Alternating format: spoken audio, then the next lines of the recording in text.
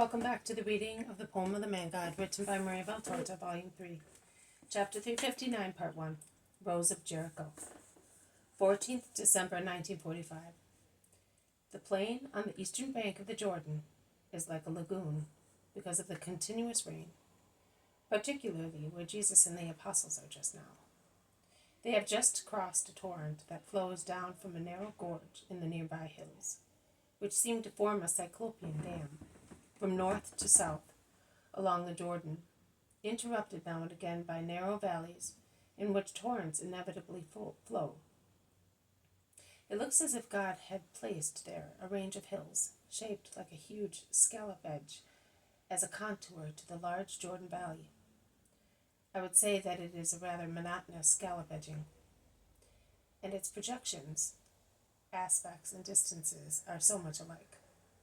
The apostolic group is between the last two torrents, which have overflown their banks and are thus wider, particularly the southern one, as it conveys an imposing mass of water from the mountains, and it roars turbulently towards the Jordan. One can hear also the roar of the river, particularly where its natural bends, which I would say are like continuous narrowings, are the confluence of affluents, cause obstructions to the water, while Jesus is in this truncated triangle, formed by three watercourses in flood, and it is not an easy task to lift one's feet out of that quagmire. The apostolic humor is duller than the weather, and that says everything. Each one wishes to express his own opinion, and everything they say implies reproach, although expressed as advice. In the moment of sentences like, "I told you," or "if you had done what I suggested," etc., which annoys so much anybody who has made a mistake and is already depressed at having made it. Some say, it was better to cross the river in the Pella area and then proceed on the other side, which is not so bad, or we ought to have taken the wagon.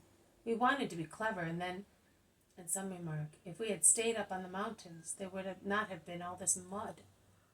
John says, you are prophets of past events, who foresaw all this rain. This is its time. It would have been foreseen, remarks Bartholomew. In past years, it was not like this before Passover. I came to you, and the Kidron was certainly not in spate. And last year we had a spell of drought. You are complaining, and you have forgotten how much we suffered from thirst in the Philistine plain, says the zealot. Of course, the two wise men have spoken, and they contradict us, says Judas of Kerioth, ironically. You ought to be quiet. You are good only at criticizing, but at the right moment. When one should speak to a Pharisee, or the like, you are always silent, as if your tongue had been tied, Thaddeus says to him angrily. Yes, he is right. Why did you not answer one word to those three snakes in the last village? You were aware that we had been to Giscala and Myron, that we behaved respectfully, and that it was the master himself who wanted to go there, as he respects the great dead rabbis.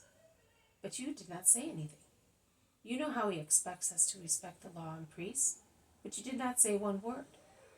But you are speaking now, because there is the opportunity of speaking ironically of the best ones among us, and you are criticizing what the master does, insists Andrew, who is usually patient, but today is very irritable.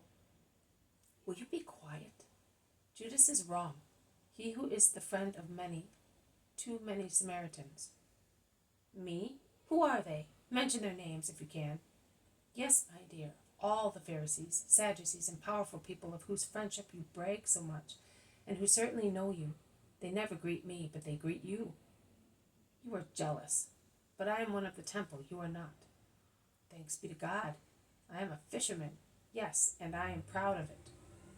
So stupid a fisherman that you could not even foresee this weather. No, I said, if the new moon of Nisan is wet, rain in torrents one may expect, replies Peter. Ah, I caught you. And what do you say, Judas of Alphaeus? And you, Andrew? Peter, also our head, criticizes the master. I am not criticizing anybody. I quoted a proverb. which is criticism and reproach for anyone who can understand it. Yes, but I don't think that will help to dry the ground. We are now here, and we will have to stay here. Let us spare our breath to get our feet out of this quagmire, says Thomas. And what about Jesus? Jesus is silent. He is a little ahead of everybody, wallowing in mud, or looking for emerging turfs. But even they splash water up to half of one's shin as soon as one treads on them, as if they were bladders and not turfs. He is silent and lets them speak, discontented as they are, behaving just like men, nothing more than men, whom the least inconvenience makes irritable and unfair. The most southern of the rivers is now close at hand, and when Jesus sees a man on muleback pass along the flooded bank, he asks him, "Where is the bridge?" "Farther up. I am crossing there as well." The other farther down the vallay, the Roman bridge, is already underwater.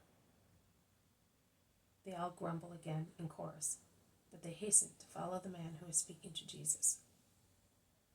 "But you had better follow the mountain path," he says, and he concludes, "Come back to the plain where you find the third river after the Yalak.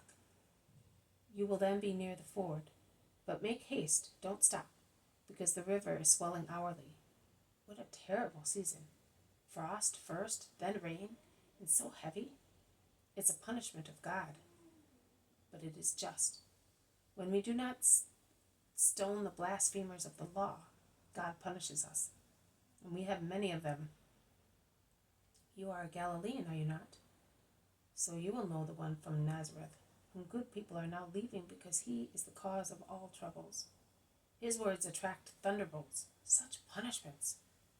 You should hear what those who were with him say about him. The Pharisees are right in persecuting him.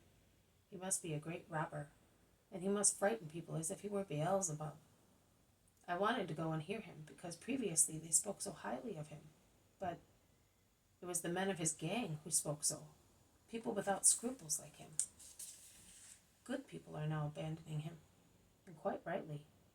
I'm not going to see him anymore, and if by chance I should come across him, I will pelt him with stones, as it is our duty to do with blasphemers.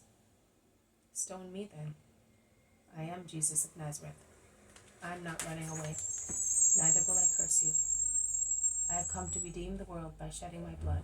Here I am. You may sacrifice me, but become a just man. Jesus says so, opening his arms a little towards the ground. He speaks slowly, meekly, and sadly. But if he had cursed the man, he would not have impressed him more. In fact, he draws reins so abruptly that the mule swerves and nearly falls from the embankment into the river in spate. Jesus seizes the bit and holds the animal just in time to save man and mule. The man does nothing but repeat, "You, you." And seeing the gesture that has saved him, he shouts, "But I told you that I would stone you. Do you not understand? And I tell you that I forgive you, that I will suffer for you as well to redeem you." That is the Savior. The man looks at him again. He spurs his mule and runs away. He flies away. And Jesus lowers his head. This has been a reading from the poem of the Man God, written by Maria Valtorta, Volume 3. Chapter 359, Part 1, Rose of Jericho. Thank you for listening.